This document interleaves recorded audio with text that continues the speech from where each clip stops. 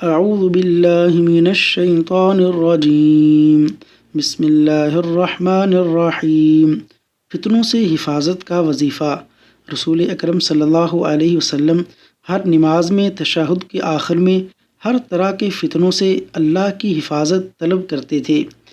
اللہم انی اعوذ بک من عذاب القبر وأعوذ بك من فتنة المسيح الدجال وأعوذ بك من فتنة المحيا والممات اللهم إني أعوذ بك من المأثم والمغرم۔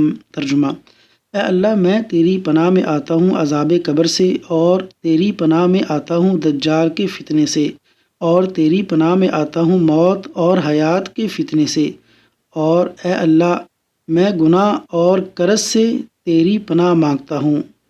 اللہ تبارک و تعالیٰ اس وظیفے پر عمل پیرا ہونے کی توفیق عطا فرمائے۔